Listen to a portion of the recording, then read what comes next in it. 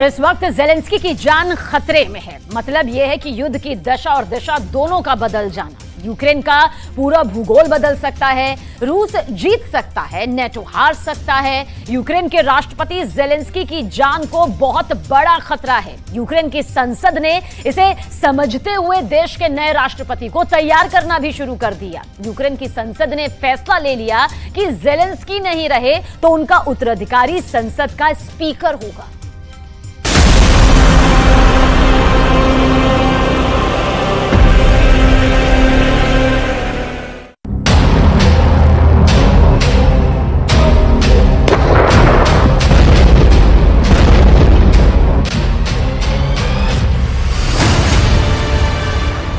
किसने दी ज़ेलेंस्की की मौत की सुपारी?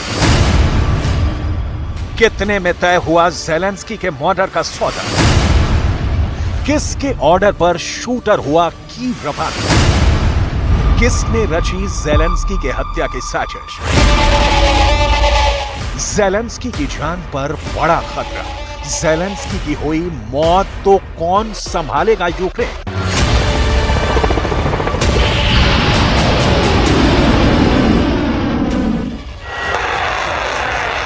इन सारे सवालों का जवाब आपको एक एक कर डिटेल में दिखाएंगे, क्योंकि एक तरफ तो यूक्रेन के काउंटर अटैक की कामयाबी के दावे हैं, तो दूसरी ओर यूक्रेन के रहबरों के बीच ये चिंता है कि ज़ेलेंस्की मारे गए तो कौन संभालेगा गद्दी। लेकिन उसके पहले ये जानना बहुत जरूरी है कि ज़ेलेंस्की को मारने की प्लानिंग क्या रूस वाकई कर रहा है या ये पश्चिमी मीडिया का प्रोपेगेंडा है जो दुनिया को ज़ेलेंस्की से भावनात्मक स्तर पर जोड़ने के पीछे है। क्या ज़ेलेंस्की के प्रति सहानुभूति की लहर पैदा करने की कोशिश में ज़ेलेंस्की के मौत की साजिश की अफवाह फैलाई जा रही है?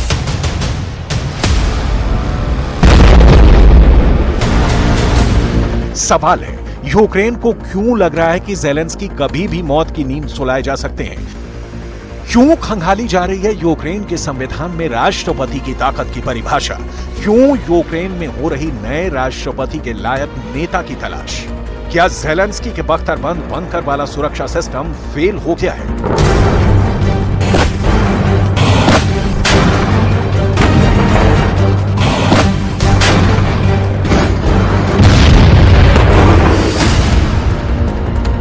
तो सबसे पहले आपको बता दें कि ज़ेलेंस्की भले ही कभी कीव की सड़क पर, कभी वॉर फ्रंट पर, कभी विदेश में, कभी अपने बंकर में दिखते हो, लेकिन आपको यह जरूर जानना चाहिए कि ज़ेलेंस्की की सुरक्षा की जिम्मेदारी ना सिर्फ यूक्रेन के इंटेलिजेंस विभाग के पास है, बल्कि इसमें सहयोग करता है अमेरिका का तेज तर्रार खुफिया विभाग CIA।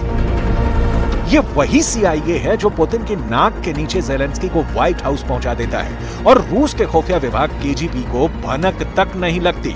ज़ेलेंस्की का बंकर आपको जरूर देखना चाहिए, क्योंकि जिस ज़ेलेंस्की की जान को खतरा बताया जा रहा है, उस ज़ेलेंस्की तक पहुंचना मुश्किल ही नहीं, नामुमकिन सा है। ये है ज़ेलेंस्की का बंकर, जिसे ज़ेलेंस्की खुद वॉर रूम कहते हैं। यहीं पर ज़ेलेंस्की युद्ध की रणनीति बनाते हैं। ये बंकर यूक्रेन के राष्ट्रपति के आवास से बस थोड़ी दूरी पर बताया जाता है। युद्ध के शुरू होने के 10 दिनों के भीतर ही ज़ेलेंस्की इस बंकर में परिवार समेत छुप गए थे। इस बंकर के बारे में कहा जाता है कि अगर कीव पर परमाणु बम भी गिराया जाता है तो इस बंकर के लोग 3 महीने तक सुरक्षित जिंदा रह सकते हैं। इस बंकर में 3 महीने का खाना पानी मौजूद है। ज़ेलेंस्की के बंकर में सूट बूट भी रखा है और अपने परिवार के फोटो भी लगा रखे हैं।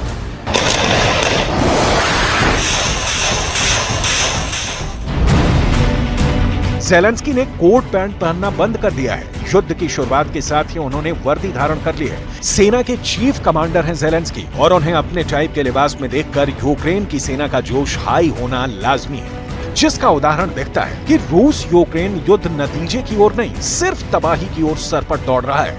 लेकिन यहाँ तो सवाल है ज़ेलेंस्की के प्राण का। बंकर, यूक्रेन का इंटेलिजेंस डिपार्टमेंट और अमेरिका का खुफिया विभाग, क्या हत्यारा इन तीनों दीवारों को आसानी से लांघ जाएगा और ज़ेलेंस्की कीव में ही मारे जाएंगे? इस सवाल पर यूक्रेन में बड़े बड़े सुरक्षा अधिकारियों की लगातार बैठकें हो रही हैं, क्योंकि ज़ेलेंस्की पर हमले की आशंका के पहले भी कई बार जान से मारने के लिए हमले हो चुके हैं। लेकिन इसकी डिटेल आगे बताएंगे और दिखाएंगे कि कैसे ज़ेलेंस्की ने मौत को मात दे दी। लेकिन दूसरी ओर का सीन समझ लीजिए, ज़ेलेंस्की के ना होने पर यूक्रेन में क्या होगा, इसके लिए देश का संविधान खंगाला जा रहा है। यूक्रेन का संविधान राष्ट्रपति की मौत की स्थिति से पैदा हुई समस्या से निकलने का क्या रास्ता बताता है, देख लीजिए।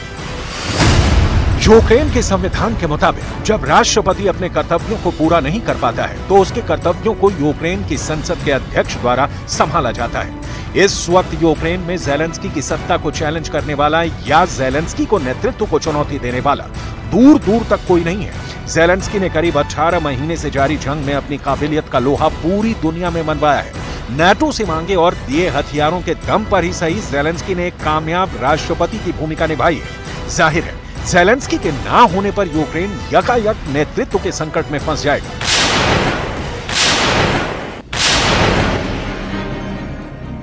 और नेतृत्व का संकट मतलब युद्ध के दौरान समस्याओं का दलदल। तो यूक्रेन में बारिश तो 4-5 महीने बाद आएगी, जिसे लेकर कहा जा रहा है कि अब की बार की बरसात यूक्रेन में पुतिन के पहिए को जाम कर देगी। इस बीच ज़ेलेंस्की को कुछ हुआ तो खेला बदल जाएगा।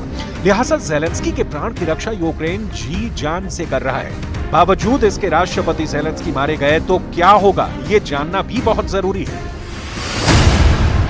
यूक्रेन राष्ट्रपति संसदीय सरकार प्रणाली वाला एक गणतंत्र है। संविधान में सीधे निर्वाचित राष्ट्रपति, एक प्रधानमंत्री जो राष्ट्रपति द्वारा नियुक्त किया जाता है और एक संसद की व्यवस्था देखता है। यूक्रेन की एक सदनीय संसद का नाम है वेरखोवना राडा, जो 450 प्रतिनिधियों से बना है, जिनकी अध्यक्षता एक स्पीकर करता है।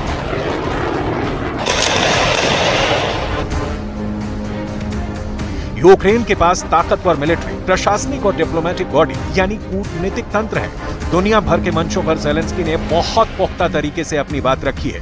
कहने का मतलब ये कि ज़ेलेंस्की इस वक्त यूक्रेन में इकलौते ऐसे नेता हैं जो पुतिन की कूटनीति को समझ भी रहा है और मैदान में करारा जवाब भी दे रहा है। यूक्रेन में ज़ेलेंस्की का कोई विकल्प मौजूद नहीं है। यही कारण है कि पश्चिमी मीडिया में ज़ेलेंस्की की हत्या की आशंका की रिपोर्ट छपती रहती है। कहा जाता है एक बार, 2 बार, 3 बार, 4 बार, 5 बार या 6-7 बार नहीं, दर्जनों बार ज़ेलेंस्की की हत्या की कोशिश हुई है। ज़ेलेंस्की हर बार बच निकले, उनका बाल बांका तक नहीं हुआ। ज़ेलेंस्की की जान पर खतरे पर ज़ेलेंस्की के टॉप सलाहकार मिखाइल पोडोलयाक ने क्या कहा, सुनिए। राष्ट्रपति ज़ेलेंस्की की एक बार नहीं, दर्जनों बार हत्या की कोशिश हुई है। ज़ेलेंस्की पर जानलेवा हमले रूस के खुफिया विभाग ने किए हैं। ज़ेलेंस्की की जान लेने की कोशिश करने वालों में चेचन भी शामिल हैं और वैगनर ग्रुप भी। एक बार तो हमले की कोशिश के बाद ज़ेलेंस्की ने खुद एक जूम मीटिंग की और अमेरिका के सांसदों को कहा कि शायद आप मुझे अंतिम बार देख रहे हैं।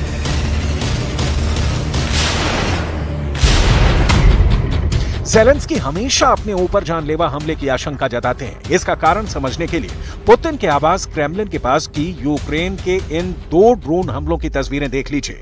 मई में मॉस्को के भीतर पुतिन के आवास के ऊपर ज़ेलेंस्की ने ड्रोन अटैक कर दिया।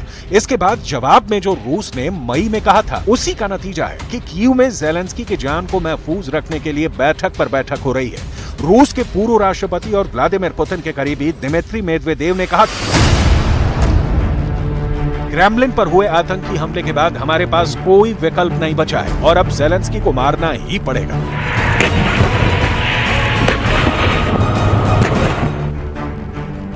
मई गुजर गए, जून गुजर गया, जुलाई भी निकल गई और अब अगस्त शुरू हो चुका है। पुतिन के बेहद करीबी और सहयोगी दिमित्री मेदवेदेव की शपथ अब तक अधूरी है। ज़ेलेंस्की जिंदा है और सिर्फ जिंदा नहीं है, जोश में। उनकी सेना दावा कर रही है कि युद्ध अब रूसी क्षेत्र की तरफ लौट रहा है। अब रूस के संस्थानों और सैन्य ठिकानों को निशाना बनाया जाएगा। यूक्रेन की एक रिपोर्ट में कहा गया है कि बखमूत में यूक्रेन की सेना धीरे धीरे लेकिन लगातार आगे बढ़ रही है। यूक्रेन की मिलिट्री हर दिन करीब 100 मीटर की जमीन को अपने कब्जे में ले रही है।